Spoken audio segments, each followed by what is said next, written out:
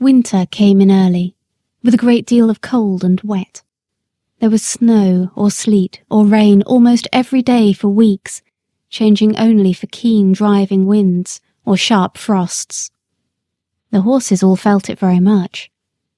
When it is a dry cold, a couple of good thick rugs will keep the warmth in us, but when it is soaking rain they soon get wet through and are no good. Some of the drivers had a waterproof cover to throw over, which was a fine thing, but some of the men were so poor that they could not protect either themselves or their horses, and many of them suffered very much that winter.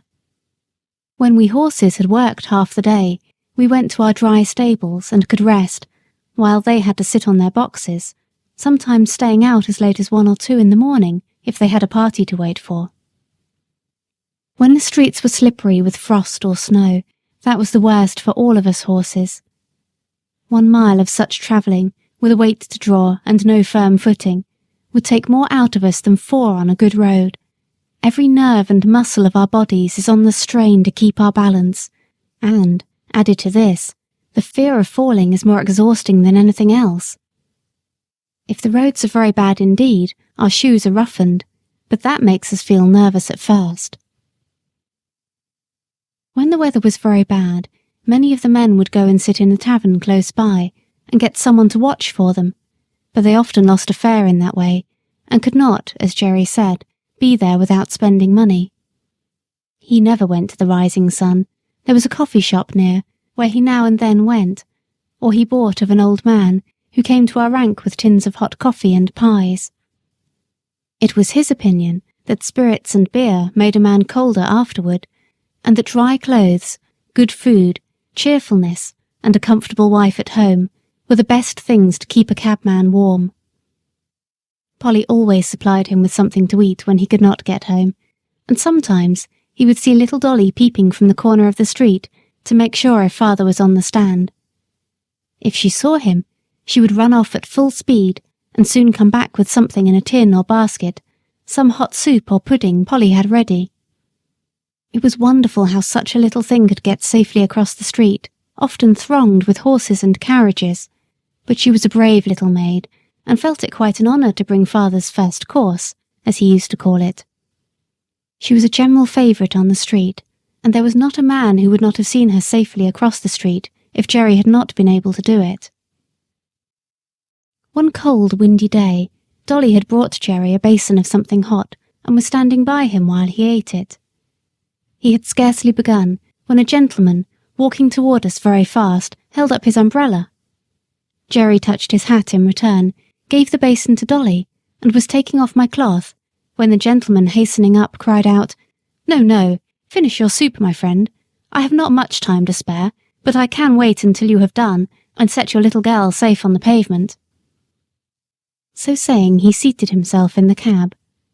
Jerry thanked him kindly, and came back to Dolly. "There, Dolly, that's a gentleman. That's a real gentleman, Dolly. He has got time and thought for the comfort of a poor cabman and a little girl." Jerry finished his soup, set the child across, and then took his orders to drive to Clapham Rise. Several times after that the same gentleman took our cab. I think he was very fond of dogs and horses, for whenever we took him to his own door, 2 or 3 dogs would come bounding out to meet him. Sometimes he came round and patted me, saying in his quiet, pleasant way, "This horse has got a good master, and he deserves it." It was a very rare thing for anyone to notice the horse that had been working for him. I have known ladies to do it now and then, and this gentleman, and 1 or 2 others have given me a pat and a kind word, but 99 persons out of 100 would as soon think of patting the steam engine that drew the train. The gentleman was not young, and there was a forward stoop in his shoulders, as if he was always going at something.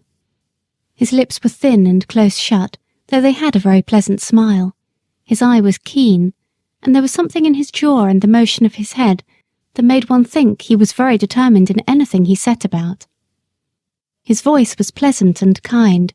Any horse would trust that voice, though it was just as decided as everything else about him. One day he and another gentleman took our cab. They stopped at a shop in Street, and while his friend went in, he stood at the door. A little ahead of us on the other side of the street, a cart with 2 very fine horses was standing before some wine vaults.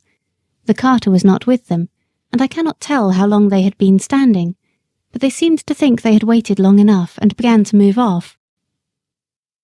Before they had gone many paces, the carter came running out and caught them. He seemed furious at their having moved, and with whip and rein punished them brutally, even beating them about the head. Our gentleman saw it all, and stepping quickly across the street, said in a decided voice, "If you don't stop that directly, I'll have you arrested for leaving your horses, and for brutal conduct." The man, who had clearly been drinking, poured forth some abusive language, but he left off knocking the horses about, and taking the reins got into his cart. Meantime, our friend had quietly taken a notebook from his pocket, and looking at the name and address painted on the cart, he wrote something down. "What do you want with that?" growled the carter, as he cracked his whip and was moving on. A nod and a grim smile was the only answer he got. On returning to the cab, our friend was joined by his companion, who said laughingly, "I should have thought, right, you had enough business of your own to look after, without troubling yourself about other people's horses and servants." Our friend stood still for a moment, and throwing his head a little back, "Do you know why this world is as bad as it is?"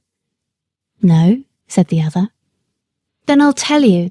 It is because people think only about their own business, and won't trouble themselves to stand up for the oppressed, nor bring the wrongdoer to light.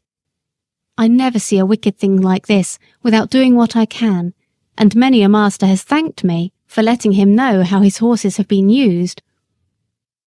"I wish there were more gentlemen like you, sir," said Jerry, "for they are wanted badly enough in this city." After this we continued our journey, and as they got out of the cab, our friend was saying, "My doctrine is this, that if we see cruelty or wrong that we have the power to stop, and do nothing, we make ourselves sharers in the guilt."